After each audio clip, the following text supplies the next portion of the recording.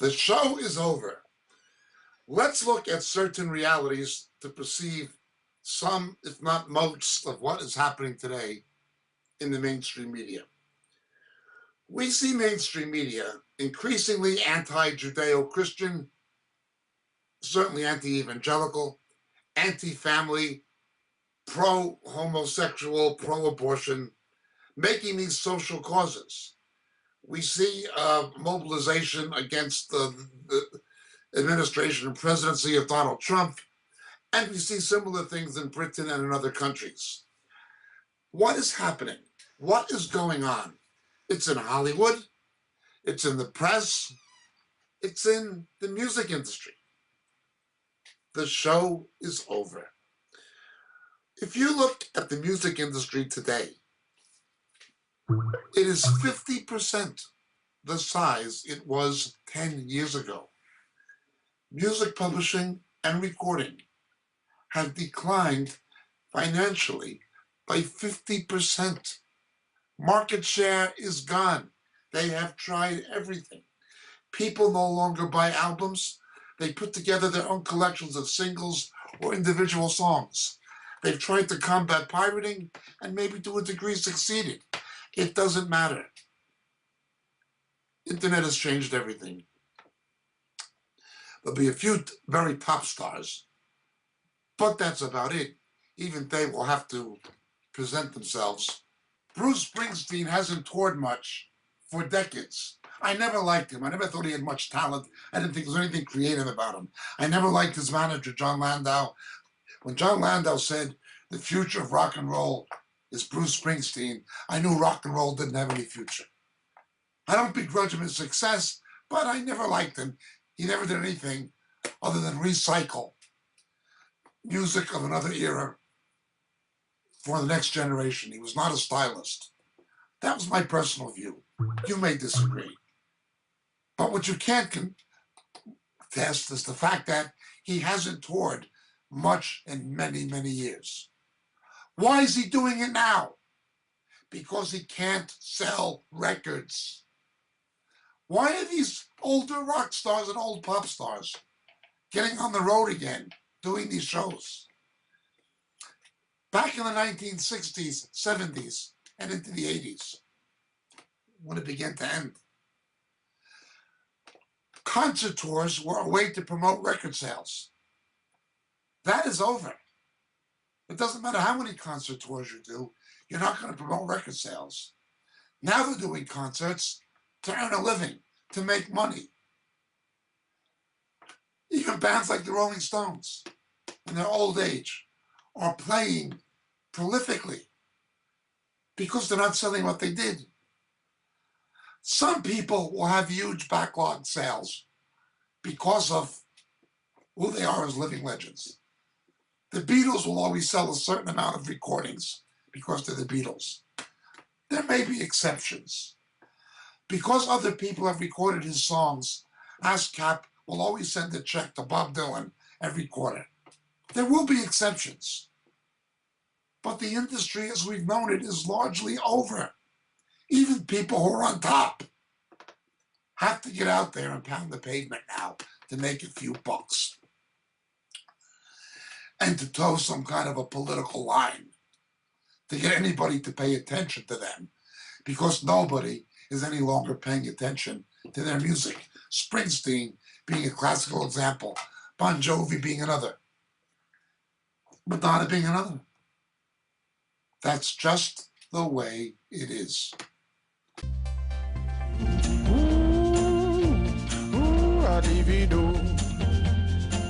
All throughout 2014, there were clues that the year was shaping up to be a historically bad one for the music industry.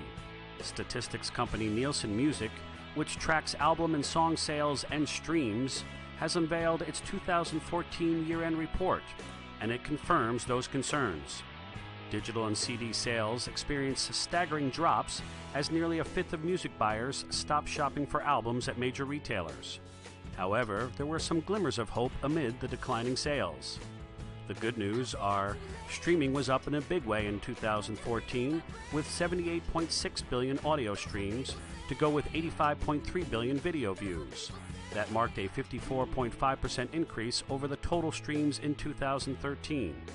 Because of the giant influx of streams, overall album consumption, track equivalent albums, Nielsen's term for counting 10 track purchases as the equivalent to one album, and stream equivalent albums, 1,500 streams equaling one LP, remained steady as well, with 476 million albums being sold, only a 2% drop from the overall album consumption figures from 2013. Internet has changed everything. There'll be a few very top stars, but that's about it. Even they will have to present themselves through some online medium. The recording industry, the music publishing industry, these things as we've known them are half of what they were a decade ago. People who used to sell a lot of records generally don't sell that many records anymore. Not by a long shot. And so you see, what do has-beens do? Well, they do what Madonna did. They tried to remain socially relevant through politically editorializing left-wing causes. Put the music industry aside. The newspaper industry is approximately 1/3 the size.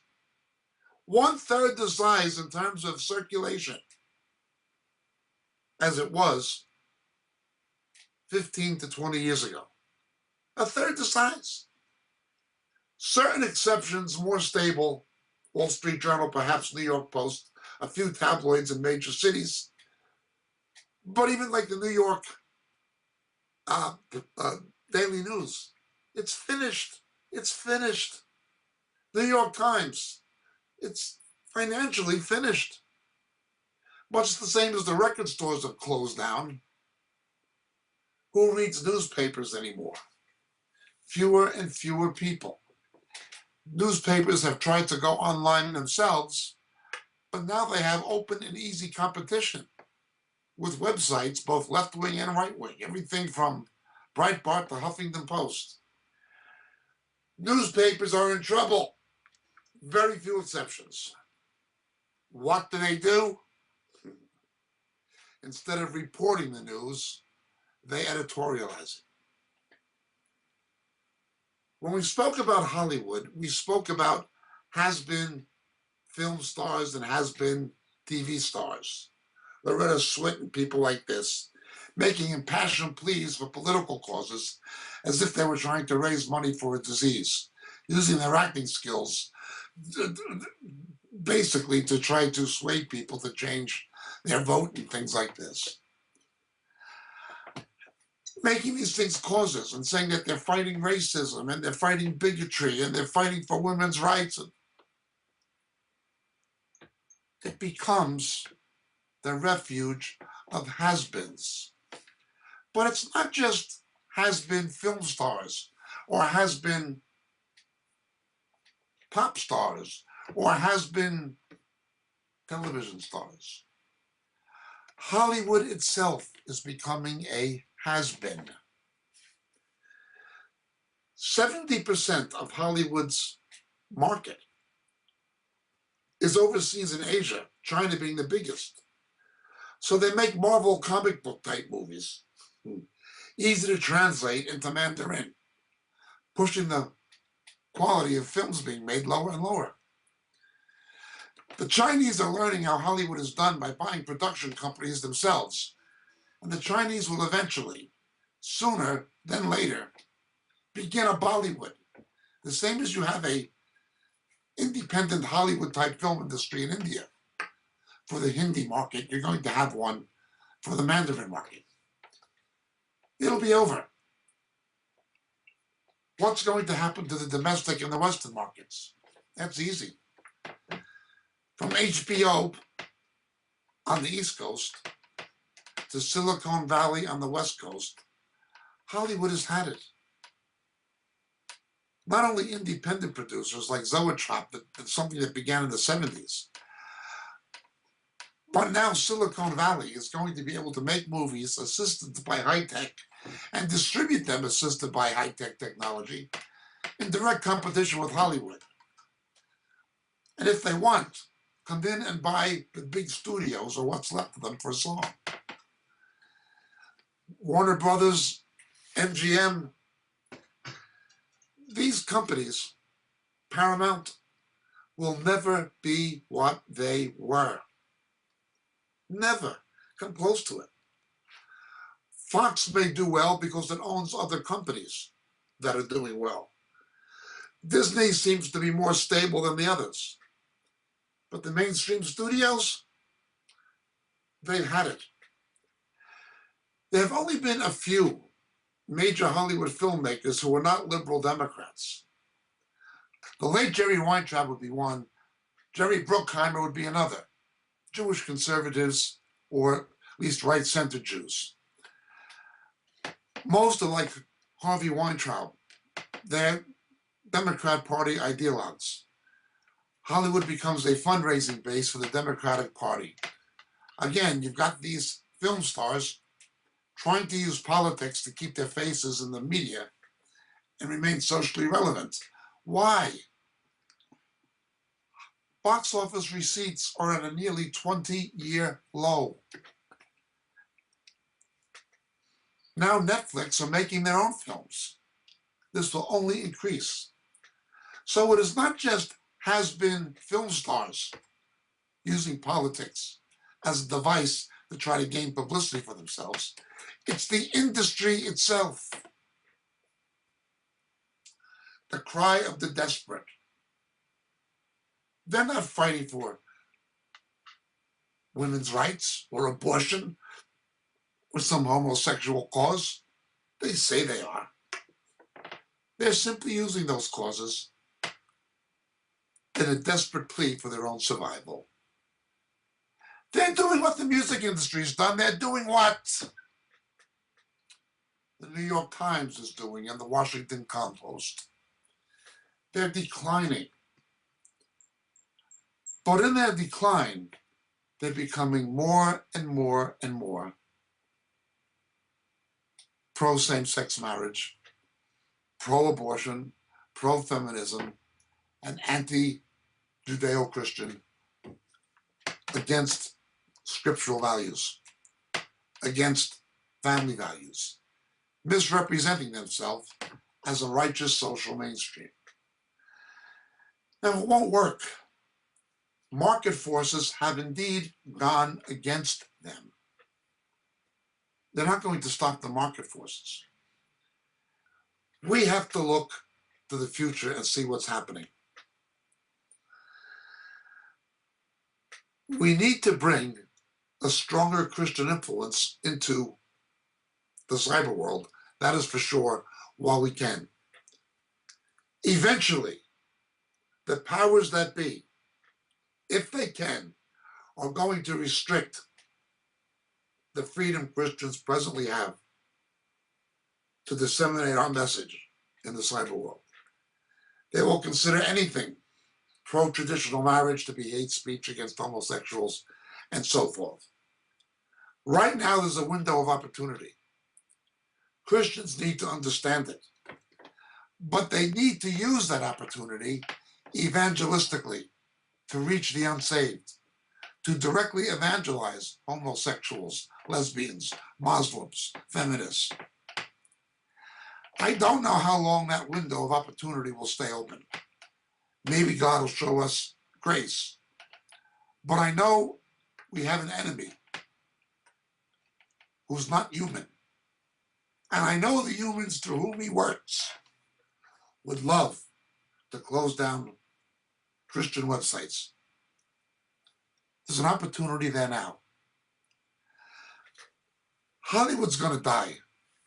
It's going to be a shadow of its former self. There's nothing Hollywood can do. It's going the way of vaudeville. New technology put vaudeville out of business. Well, Hollywood is now being put out of business. It will exist, but it will be nothing like what it has been. Forget about the San Fernando Valley. Forget about the Hollywood Hills. It'll be Silicon Valley. It'll be independent producers. It'll be HBO. It'll be foreign studios. But Hollywood will never be anything more than a museum piece in contrast to what it was. The mainstream networks, ABC, NBC, CBS, were displaced largely by cable. Now, apart from Fox, cable is being displaced by websites, by independent internet television. There are young people who don't even watch any television. Everything comes from internet. They go around with cell phones, they go around with iPads and PCs. It's not going to stop. CNN is in decline in America. Market share of CNN and of MSNBC, the mess, is ridiculously low and not going to get any better. A lot of left-wing websites like the Young Turks and Huffington Post were ridiculously discredited by the November election results. Their experts proved to be charlatans. The victory of Mr. Trump, whether you voted for him or not, he didn't just defeat the Democrat Party progressivist Hillary Clinton. It was not just a referendum on 2 terms of Barack Obama. He defeated the Republican Party establishment, and he defeated the mainstream media using tweets, using Facebook. They no longer have that power. Where the power is now is something we have to exploit while the power is there. Say bye-bye to Hollywood. It's going to go into a decline. There will be limited exceptions. It may be a vestige of what it once was. But the music business has declined 50% in 10 years. Newspapers, 2/3 in 15 years.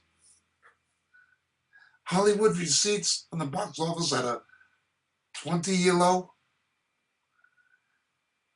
They can't stop it. They cannot stop it. You know, the Lord will ultimately be in control. When he opens a door, nobody closes. When he closes a door, nobody opens. He's closing the door on mainstream media. He's in charge of history. You can explain these things economically and technologically through the progression of the way the economy has moved in response to new invention, new technologies, new mediums. You can, but God is the God of history. He's allowing, in some sense causing, the door to be closed on mainstream newspapers, on the networks, on the music industry, on the Hollywood and on the Hollywood has-beens. But a door is open for the gospel. There are some very good Christian websites, and there are some very silly ones. People speculating with conspiracy theories. People doing all kinds of crazy things. We need to be focusing more on evangelism, on reaching the unsaved, on preaching a gospel to a post-Christian, post-Judeo-Christian, neo-pagan popular culture. That is what we need to be doing.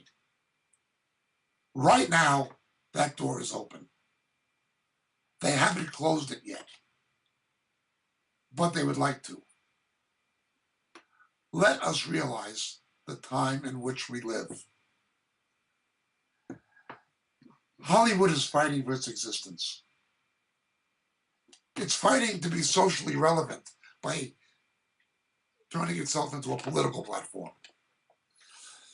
Newspapers are editorializing the news instead of reporting it. They just become a mouthpiece for progressivist political parties. They're not going to stop these things. They're not going to stop these things. We need to act and act now. We need to transform Christian activity on the internet into more of a vehicle and agency for high-profile evangelism. We need to do that, and we need to do it now. I understand there are websites designed for Bible teaching, and that's good. To a large degree, ours is. But on the Moriel website, we have questions for Catholics, questions for Jews, questions for Muslims, for Jehovah's Witnesses, etc. Questions for Mormons. People have questions. Unsaved people have questions. Mormonism in the Western world is in a crisis. The Jehovah's Witnesses in the developed world are in a crisis. People can now access data that their elders or leaders tell them to avoid. They have questions. We have the answers. We need to be out there with the answers. Teaching websites, websites to do with missions and raising money for Christian charities, God bless all of them. But every one of them should be acting in some way evangelistically. Every one of them. We need more Christian blog sites aimed at reaching the unsaved. Please pray. Please think. And please act. Right now, the door is open. How long it's going to be open, we don't know. But we do know that that door is open now. My name is Jacob Prasch from Moriel Ministries. Thank you so much for listening. God bless. Blessings, dear friends. Greetings in Jesus. This is your friend Jacob Prasch speaking to you at the moment from the UK. You know, so many of the questions we get in our Roku broadcast and on our Vimeo clips and on YouTube deal with subjects that we deal with much more extensively in our books. We can't, for the sake of brevity, go into the kind of depth in a TV broadcast we can actually go into in a book. But so many of the questions come from material that are expounded in the books on a much more broader scale that it's almost frustrating sometimes that we can't spend hours and hours answering the questions that are given to us. Obviously, practicality dictates that's not a possibility. The books are there. They're available. They're available in print through the Moriel catalog on the Moriel website, moriel.org. But in this day of Kindle and electronic books, they're also available through Amazon, and they're available through Kindle. The three books that would be the most referred to in the questions we receive are the three latest books. First being The Dilemma of Laodicea. The Dilemma of Laodicea. It's an exposition of the seven churches in Revelation, culminating with the final two churches, Philadelphia and Laodicea particularly, setting the stage for the return of Jesus. The Dilemma of Laodicea would be the first. The second would be Shadows of the Beast. Shadows of the Beast. How the coming Antichrist, how his identity will be revealed to the faithful church. The rapture will not happen. Will not happen, absolutely not happen, until the faithful church knows who the ultimate beast of Revelation is. That is the Antichrist and also the false prophet. How the identity of the coming Antichrist will be revealed to the faithful church. Shadows of the Beast, the second book. And the final and latest one, Harpazo. What the scripture actually teaches about the rapture, the snatching away, which takes place between the 6th and 7th seals in the book of Revelation. So these three books Blood of Laodicea, Shadows of the Beast, and Harpazo. All available on the Moriel catalog, all available through Amazon, and all easily available electronically by Kindle. Thank you so much, dear friends. God bless. May Jesus be with you.